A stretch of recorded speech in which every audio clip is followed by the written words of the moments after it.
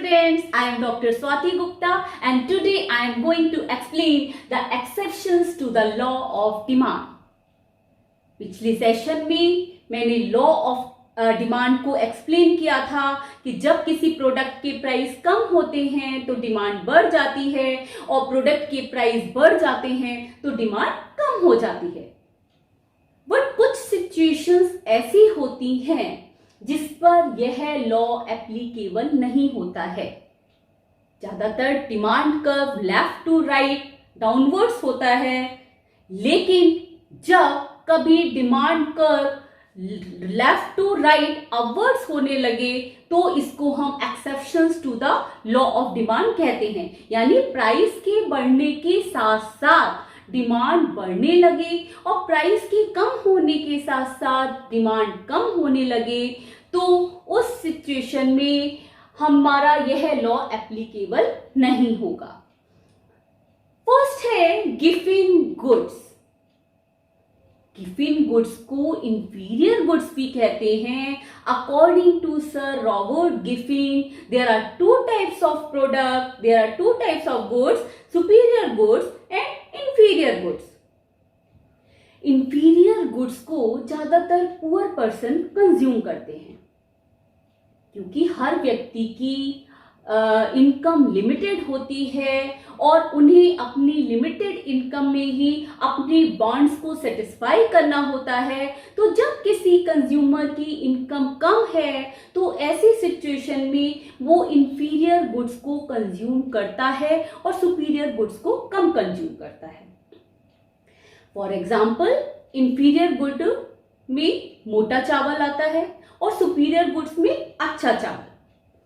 तो पहले कंज्यूमर जब उस चावल की प्राइस 30 रुपए थे या 30 रुपए केजी था तो उस सिचुएशन में वो मोटे चावल को कंज्यूम कर रहा था और सुपीरियर गुड्स का प्राइस या अच्छे चावल का प्राइस 50 रुपए था तो उसको बहुत लिमिटेड यूज के लिए रख रहा था, जैसे कुछ स्पेशल बिरयानी बनानी है या पुलाव बनाना है, समथिंग समथिंग, और डेली यूजेस के लिए वो मोटे चावल को कंज्यूम कर रहा था।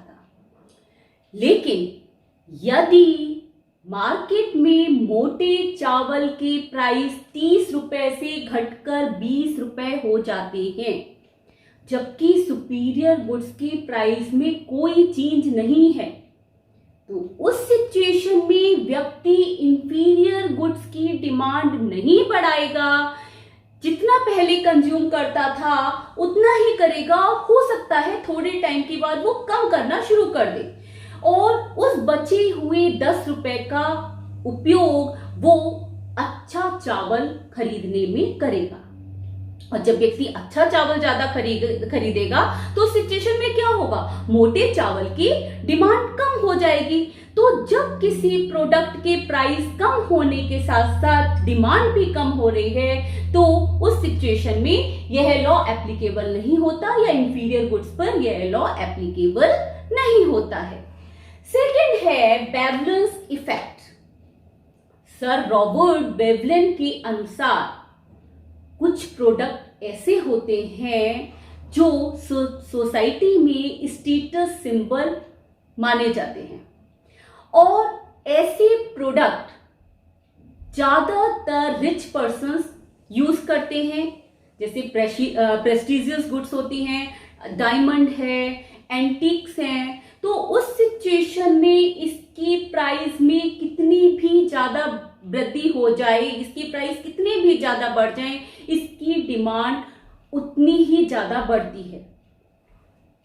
यदि डायमंड की कीमत 5 लाख थी, अब 5 लाख से 5.5 लाख हो गई तो रिच पर्सन पे कोई फर्क नहीं आने वाला है। रिच पर्सन उसकी डिमांड को कम नहीं करेगा और हो सकता है उसकी डिमांड को और बढ़ा दे, क्योंकि जितनी ज्यादा एक्सपेंसिव गुड्स होंगी उतना ही ज्यादा रिच पर्सन अपना शो ऑफ कर सकता है। तो प्रेस्टिजियस गुड्स पर यह लॉ एप्लीकेबल नहीं होता है। नेक्स्ट है expectations of price change in future. ये मैंने पिछले सेशन में भी बताया था कि यदि फ्यूचर में किसी प्रोडक्ट की प्राइस इंक्रीज होने के चांसेस होते हैं। ये रूमर फैल जाती है कि किसी प्रोडक्ट का प्राइस बढ़ने वाला है, तो हालांकि प्रेजेंट में प्राइस में कोई चेंज नहीं आया है, लेकिन फिर भी कंज्यूमर कभी कभी उस प्रोडक्ट की डिमांड बढ़ा देते हैं। चावल का ही एग्जांपल लेते हैं। चावल आप काफी समय तक स्टॉक करके रख सकते हो क्योंकि ये नॉन पेरिशेबल आइटम में आता है।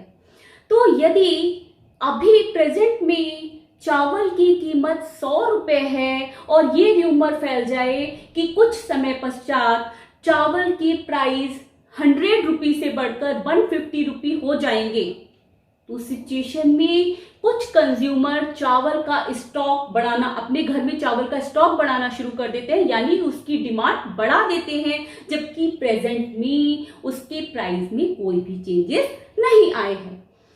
नेक्स्ट है fear of shortage.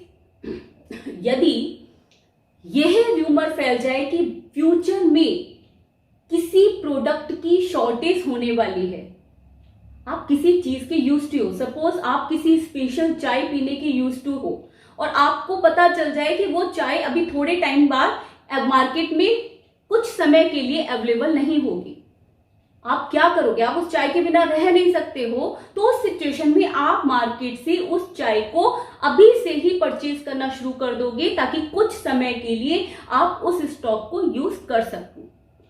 Suppose Taj Mahal चाय आप पीते हैं, तो ताजमहल चाय की डिमांड आप प्रेजेंट में ही बढ़ा दोगे, जबकि प्रेजेंट में उसके प्राइस में कोई भी कमी नहीं आई है। तो जब फ्यूचर में किसी प्रोडक्ट के शॉर्टेज होने के चांसेस होते हैं, तो आप उसकी डिमांड को प्रेजेंट में ही बढ़ा देते हो, जबकि प्राइस में कोई भी चेंज नहीं आया है। नेक्स्ट है नेसेसरी गुड्स। जो हमारी नेसेसरी गुड्स होती हैं, अनिवार्य आवश्यकताओं की वस्तुएं होती हैं, उसकी प्राइस में यदि वेरिएशन होता है तो डिमांड में कमी या वृद्धि नहीं होती है। जैसे नमक है, आपको अपने घर में खाना बना रहे हो तो आपको नमक चाहिए। चीनी है, चाय बना रहे हो, मीठा बना रहे हो, आपको शुगर चाहिए। या फिर मेडिसिन हैं, यदि तबीयत खराब है, मेडिसिन की कितनी भी प्राइस बढ़ जाए, आप उसकी डिमांड कम नहीं करोगे।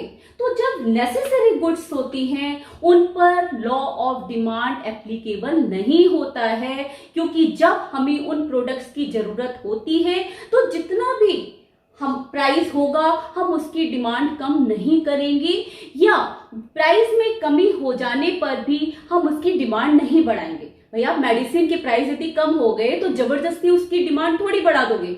मेडिसिन तो आप तभी कंज्यूम करोगे जब आपको उसकी जरूरत होगी। तो नेसेसरी गुड्स पर यह लॉ एप्लीकेबल नहीं होता है। नेक्स्ट है इमरजेंसी। इमरजेंसी मीन्स कभी वॉर की सिचुएशन हो जाए, अर्थक्वेक आ जाए, बाढ़ आ जाए, तो उस सिचुएशंस में लॉ ऑफ डिमांड एप्लीकेबल नहीं होता है। यदि किसी भी जगह पर, अभी रेनी सीजन चल रहा है, कब ज्यादातर न्यूज में हम सुन रहे हैं कि यहां बाढ़ आने के चांसेस है, यहां फ्लड आने के चांसेस है, तो क्या होगा जब फ्लड किसी जगह पर आ रही है? तो उस सिचुएशन में वहां पर जो नॉर्मल लाइफ होती है वो डिस्टर्ब हो जाती है, वहां पर डिमांड की अकॉर्डिंग सप्लाई नहीं हो पाती है। और ऐसे हालत में यदि किसी प्रोडक्ट की प्राइस ज्यादा भी है, फिर भी व्यक्ति उसकी डिमांड को करेगा। यदि ब्रेड पहले नॉर्मल सिचुएशन में 40 रुपए की मिल रही थी, अब वही ब्रेड फ्लड के टाइम में 100 रुपए की मिल रही है, फिर भी व्यक्ति उसको परचेज करेंगे। ऐसा नहीं है कि 100 की हो गई तो वो डिमांड खत्म कर देंगे। क्यों? क्योंकि उन्हें अपनी नीड को सेटिस्फाई करना है, अपनी हंगर को सेटिस्फाई करना है, और ऐसे इस सिचुएशन में प्राइस जितनी भी बढ़ जाए वो उसकी डिमांड को कम नहीं करेंगे, और यह लॉ एप्लीकेबल नहीं होगा। नेक्स्ट है बैंडवैगन इफेक्ट। जब कभी कंज्यूमर अपने नेबर, फ्रेंड्स या रिलेटिव्स को इमिटेट करते हुए कोई ऐसा प्रोडक्ट खरीदता है जो उसके नियर बाय पर्सन के द्वारा परचेज किया जा रहा है।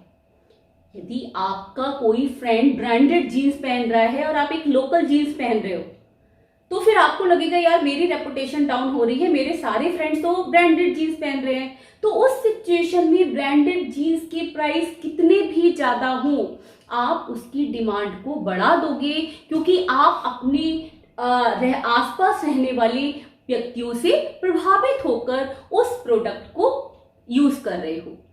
या यदि कोई व्यक्ति आपके रिलेटिव्स हैं, आपके फ्रेंड्स हैं, सबके पास आईफोन है, तो उस सिचुएशन में आप उनको कॉपी करते हुए आईफोन की डिमांड को बढ़ा दोगे, क्योंकि आप सोचोगे उनके पास आईफोन है तो मेरे पास भी आईफोन होना चाहिए।